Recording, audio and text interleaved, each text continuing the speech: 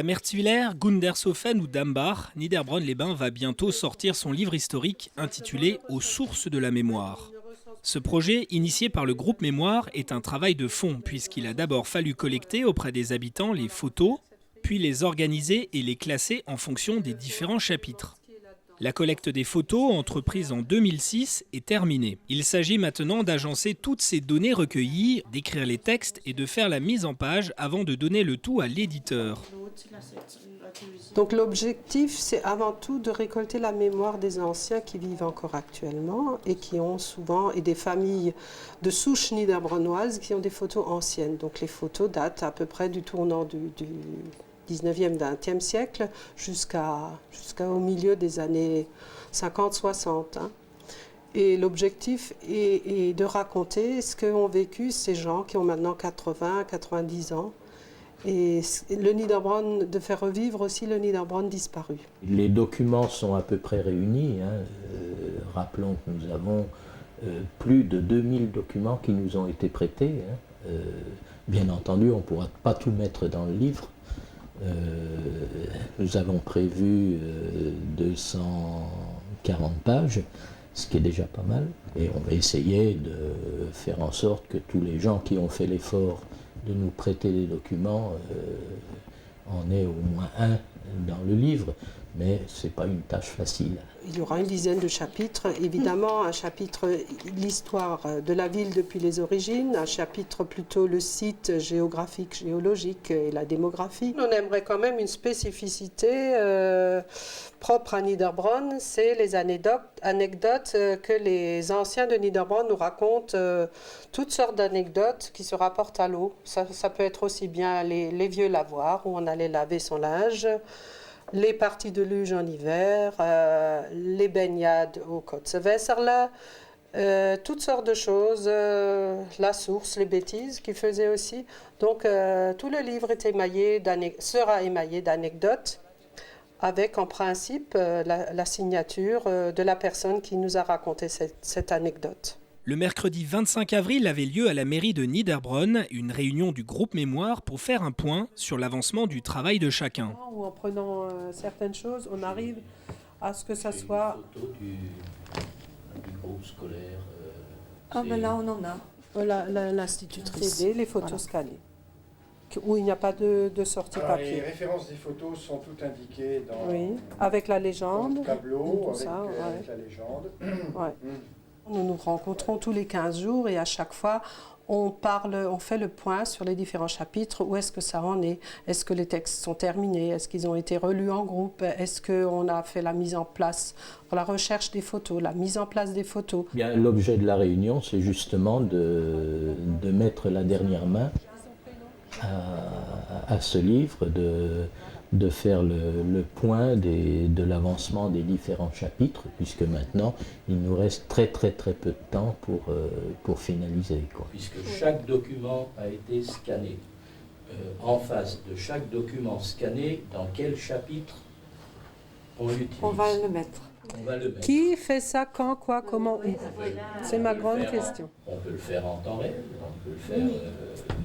Une fois que le chapitre est bouclé. Marlène a une idée, je trouve qu'elle est pas mal. Collecter les photos est une chose, encore faut-il les légender et vérifier leur contexte, et ça c'est une autre histoire. On demande des anciens, savoir s'ils reconnaissent du monde, ces personnes. On retourne chez la personne qui nous a donné les photos.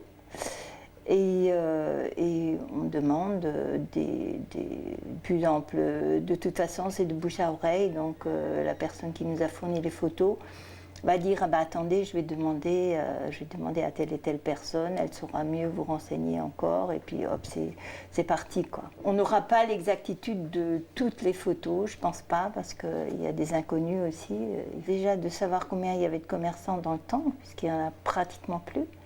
Et c'était très intéressant de retrouver tous ces anciens, enfin on ne les a pas tous retrouvés, mais aussi de les fixer dans la rue. Il y avait des tailleurs, il y avait des cordonniers, il y avait plus de coiffeurs encore. Il y avait des petits comme le sadal, comme des fruits et légumes. des spiritueux. Bon, là, il y en a encore un, mais autrement, il y avait quand même beaucoup plus de petits commerces qui existaient. C'était beaucoup plus vivant à l'époque. Alors, une découverte, oui. Il m'est arrivé la chose suivante, c'est que j'ai eu la possibilité de reprendre contact avec la famille de la personne qui avait construit la maison que j'habite aujourd'hui. Alors, c'est quelque chose d'assez extraordinaire parce que on a reçu, au moment de la collecte, un petit fascicule qui retraçait les mémoires d'un jeune garçon dans l'avenue Foch. Et finalement, en parcourant ce petit ouvrage, je me suis rendu compte que la famille de ce petit garçon, eh bien, d'abord a habité dans une maison qui était voisine de la mienne et ensuite a construit la maison qui est aujourd'hui la mienne. De fil en aiguille, j'ai été amené à reprendre contact avec cette famille qui est aujourd'hui n'habite plus Niederbronn. Et c'était quelque chose de tout à fait sympathique. J'ai eu comme ça même des photos de l'intérieur de la maison tout à fait au début du XXe siècle. Nous avons pris le parti, avec l'autorisation des gens, bien entendu, des prêteurs, nous avons pris le parti de numériser tous les documents. Chaque document qui nous a été prêté a été numérisé. Et donc cette numérisation sera utilisée soit pour le livre, soit pour d'autres applications plus tard. En quelque sorte, on a constitué une base de données historique. Certains chapitres sont pratiquement bouclés, hein. Il y a encore 2-3 photos à mettre en place, mais le tout est fait. D'autres chapitres sont moins avancés. Il y en a en particulier 2 qu'il faut encore bien travailler. Donc là, on aura besoin de 3-4 réunions encore. Et pour faciliter le financement du livre, une souscription est organisée auprès du grand public. Une souscription, comment ça marche? Explication. Bon, alors la souscription, on pourrait dire en termes mercantiles, c'est une prévente. C'est donc de s'assurer d'une vente avant la sortie du livre, de manière à savoir où on va. Mais bien au-delà, ça permet aussi aux gens de l'acquérir à un prix qui est plus attractif que le prix définitif. Nous allons diffuser dans toute la population, nous allons diffuser, plusieurs milliers d'exemplaires sont prévus, nous allons diffuser ce bon de souscription, qui comporte ici un talon réponse. Ces bulletins de souscription seront diffusés dans toute la population. On va diffuser ça dans les boîtes aux lettres, quartier par quartier. Et elle est prévue quand, la souscription? La souscription, on voudrait la sortir avant le 15 mai. On va la sortir très rapidement. Elle est en cours d'impression actuellement. Les bulletins de souscription sont en cours d'impression. Il y en aura aussi à l'office de tourisme, à la mairie, dans les commerces, pour que les gens puissent souscrire. Les prix sont fixés. Le prix à la parution est de 35 €, le prix normal, et la souscription sera de 29 €. Elle va durer jusqu'au 15 septembre. Elle sera close à partir du 15 septembre. À ce moment-là, on saura aussi quand le livre va paraître. Puisqu'il y a entre-temps encore plusieurs allers-retours entre l'éditeur Carré Blanc et nous, le groupe Mémoire, pour les différentes corrections. À l'automne, on lancera le livre. Il y aura une soirée de lancement prévue. Pour l'instant, n'est pas encore déterminée, puisque nous ne savons pas à quel moment le livre va paraître, pour l'instant, mais ce sera à l'automne, octobre, novembre.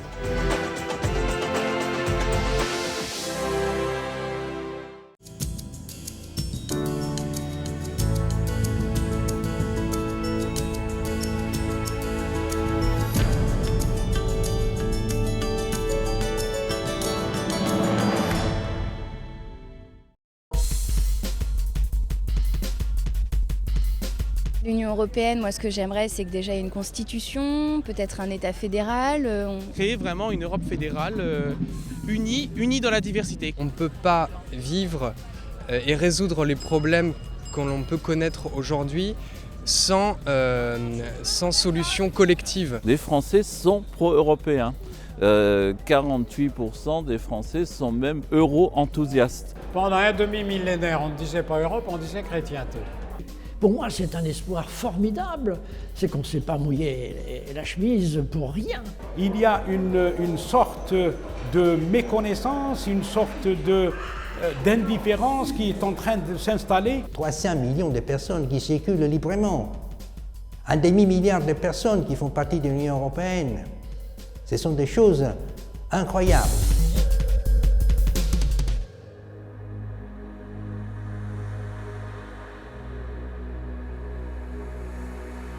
C'est par la signature de 2 traités, celui instituant la Communauté européenne et celui instituant la Communauté de l'énergie atomique, que l'Union européenne a vu le jour le 25 mars 1957.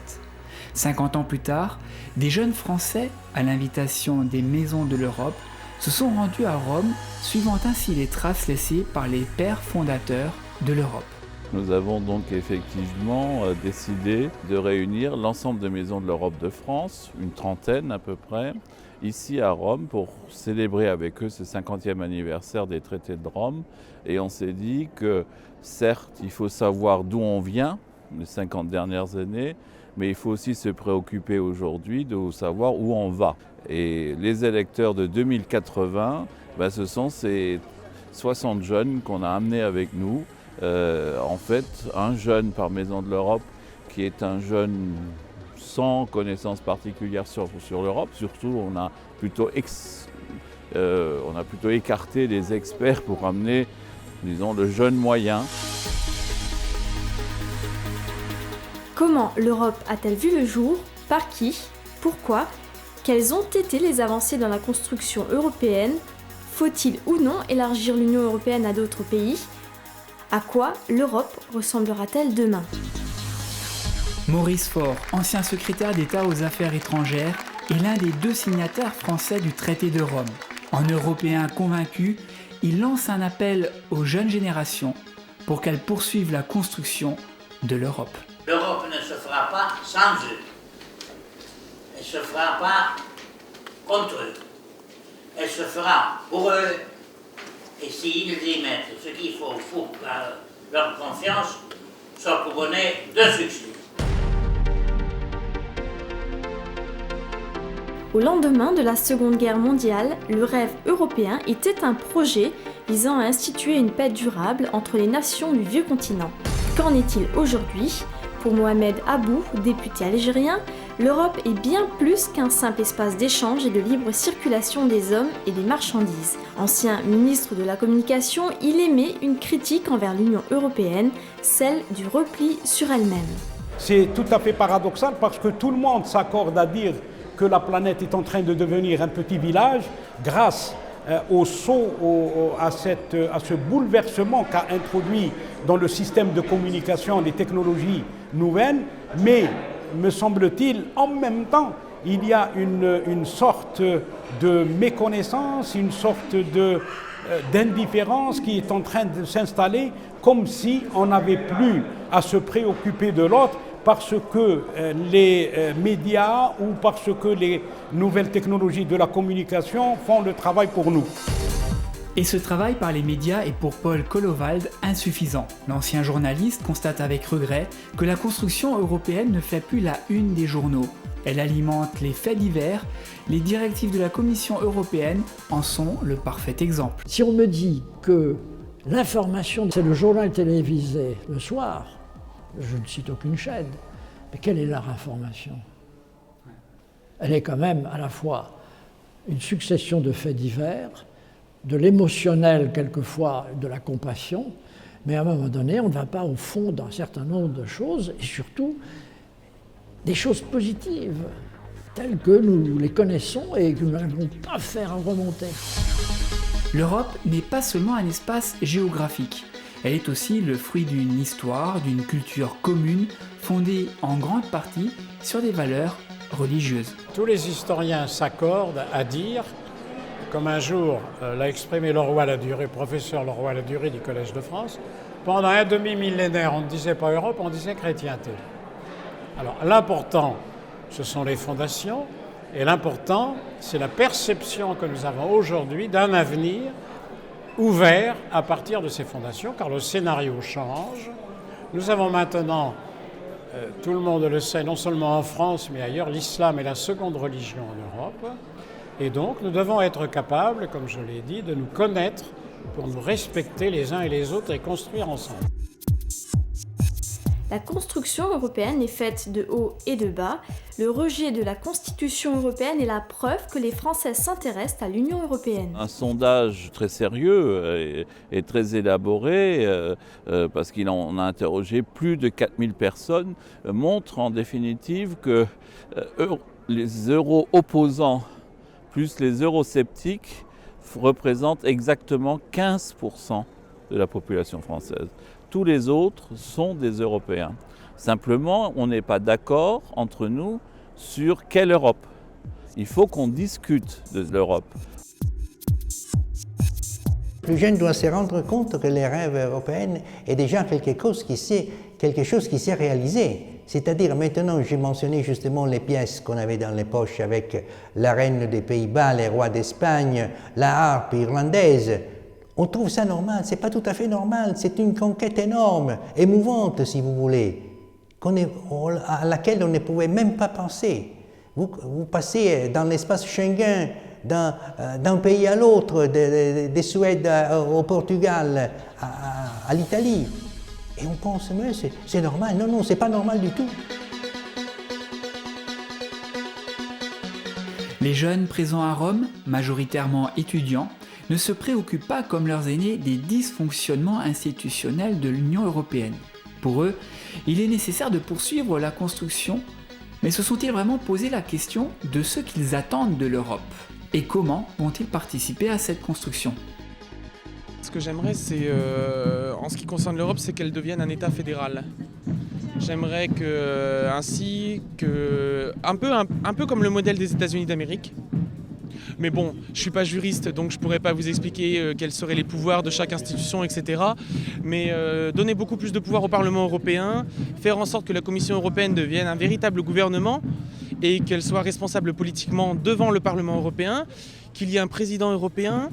L'Union européenne, moi ce que j'aimerais, c'est que déjà il y ait une constitution, peut-être un État fédéral, on ne sait jamais, des choses comme le permis qui soit égal dans tous les pays de l'Union, les diplômes qui soient égaux, parce que partir dans un pays et revenir avec un diplôme qui ne vaut rien, c'est trop dommage, quoi. On ne peut pas vivre et résoudre les problèmes qu'on peut connaître aujourd'hui sans solution collective et sans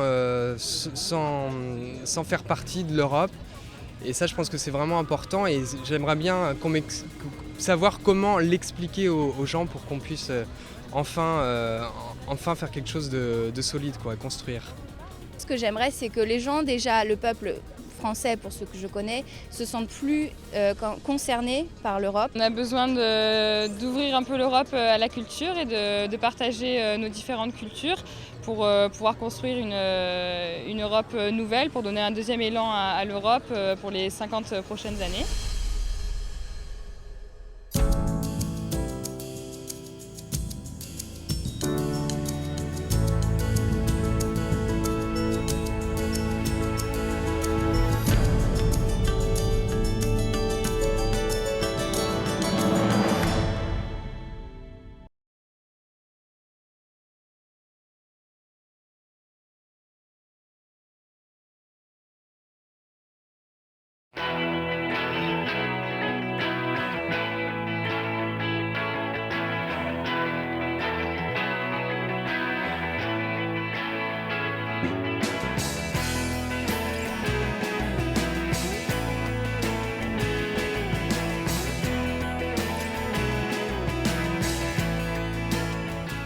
Bonjour à tous, aujourd'hui dans Info Hebdo, une exposition à l'Office du tourisme, les craies de Rémy.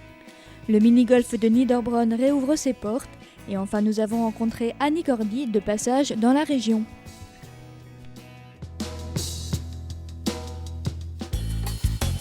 Jusqu'au 29 mai, l'Office de tourisme de Niederbronn accueille l'exposition de poterie Paga, les poteries alsaciennes de grès alimentaire. Rencontre avec l'artisan Vincent Rémy. Nous sommes potiers depuis 1568 de la famille Rémy. Nous avons 13 générations de poterie, mais pas qu'à Betschorf seul.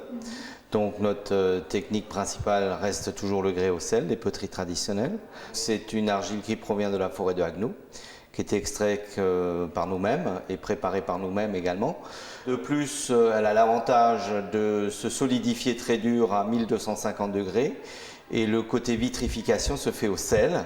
Donc à 1250 degrés, on introduit du sel dans le four et c'est ce sel qui va faire la vitrification, l'aspect brillant.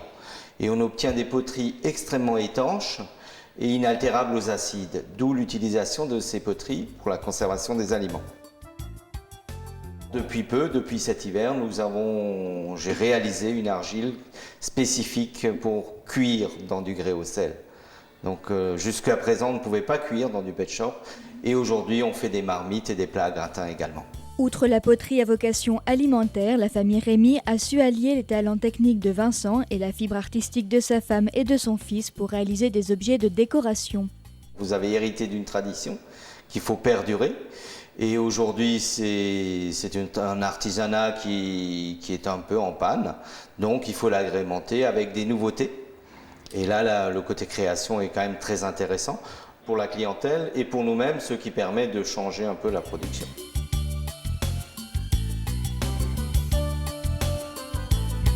C'est plutôt mon épouse qui fait tels les chambranles comme les alas. Ce sont des voyages en Océanie et en Nouvelle-Calédonie et dans ces eaux-là qui lui donnent beaucoup d'inspiration. Ici, on a le margouillat, l'animal fétiche de la Nouvelle-Calédonie. Et donc, elle s'est aussi inspirée sur les divers tatouages que ces peuples-là pratiquaient sur leur peau. Et là, on les retrouve sur les peaux qu'on fait nous.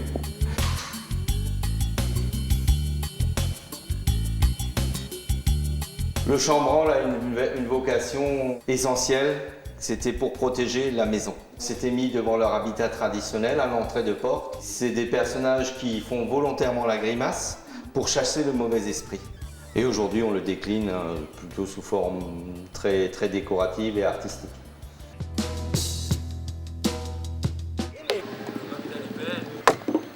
Le week-end dernier, nous sommes allés faire un petit tour au golf sur piste de Niederbronn. Avec l'arrivée du printemps et des beaux jours, le golf de Niederbronn ne désemplit pas. Et ce n'est pas les canards qui diront le contraire. Le printemps est venu en avance cette année et depuis le début de la saison, je dois avouer qu'il y a eu énormément de monde qui est venu. Thomas, toi ? Le parcours avec ses 18 trous attire de nombreux adeptes qui viennent jouer en couple, en famille ou tout simplement entre amis dans le parc municipal récréatif.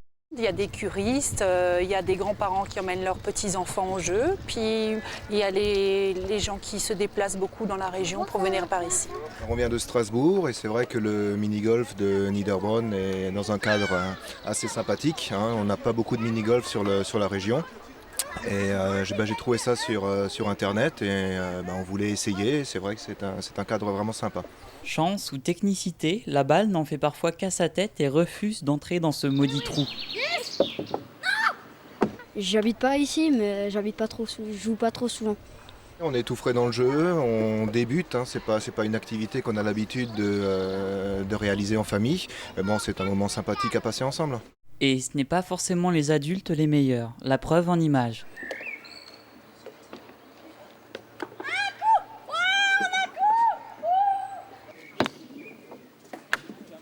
Allez, à moi. Les gens viennent en général en famille pour passer un moment convivial de détente. Et en général, ce moment se termine par une bonne glace qui nous est fournie par notre glacier de Niederbronn-les-Bains, Marie. Une boule de café alors ? On va prendre une boule de vanille. Non, une boule ça suffit. Les glaces ont du succès alors ? Ouais, ils ont du succès. Ouais. Sachez que le golf restera ouvert jusqu'en octobre et ouvre ses portes de 14h à 19h les mercredis et samedis et de 14h à 21h les dimanches et jours fériés. Et si vous désirez à votre tour slicer la balle, nul besoin de casser votre tirelire, les tarifs sont de 2,35 € par adulte et 1,65 € par enfant.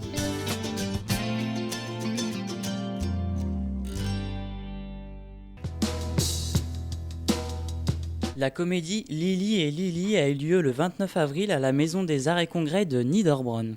Le spectacle mettant en scène une star d'aujourd'hui célèbre au cinéma, à la télévision et au théâtre, précédemment interprétée par Jacqueline Maillan, a été repris cette fois par Annie Cordy qui fait son retour au théâtre.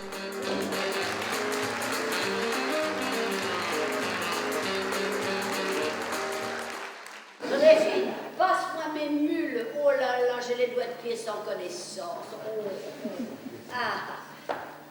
Et toi, mais qu'est-ce que tu attends pour aller aider Monsieur Sam à décharger la voiture et à virer les paparazzi? Les journalistes, oui. Ah, tout de suite, Madame Lily.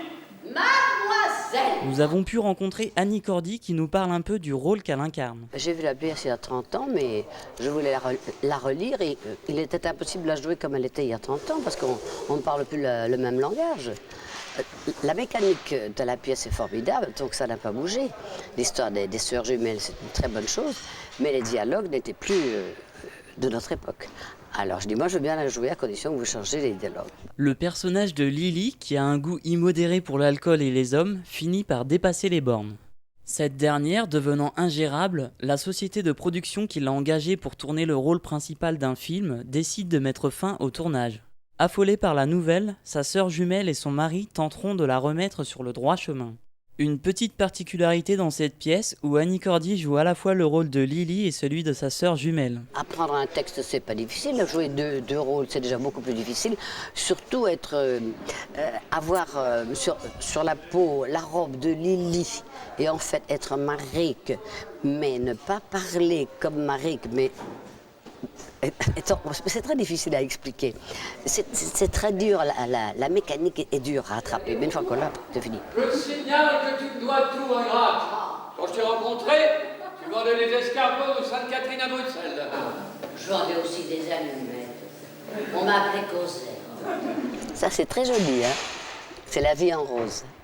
Et c'est ce que c'est, ça? C'est Niederbronn-les-Bains. Voilà. Alors, il faut que je vous explique. Niederbronn-les-Bains, ça me rappelait une histoire. Je suis passée en tour de champ ici, et en venant sur la route, je disais à ma nièce, je dis, Niederbronn, je suis incapable de savoir à quelle époque je suis passée. Et figurez-vous qu'il y a un technicien de ce théâtre qui avait une photo à moi qui datait de 1963, quand je suis passée au casino de Niederbronn. Voilà. Maintenant, je sais que je suis passée à Niederbronn en 1963. Et j'étais très heureuse d'y revenir. Et j'espère y revenir un jour, dans cette belle salle.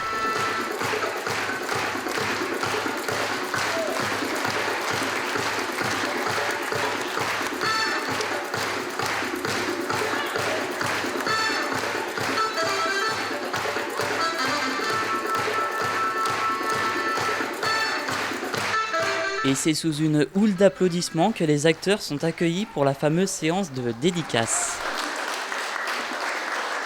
Et lorsque l'on demande l'avis des gens sur le spectacle qu'ils viennent de voir, ils nous répondent en général. Mais c'était vraiment super. Il n'y a rien à dire, vraiment. Il n'y a pas de critique à faire. Il n'y a pas de critique, non. C'était bien. C'était vraiment bien. Oui, c'était très bien. Très bien. Magnifique, vraiment. Il devrait y en avoir plusieurs comme ça dans l'année. Vous pourrez retrouver Annie Cordy lors de sa prochaine représentation le 13 mai à Sanary-sur-Mer.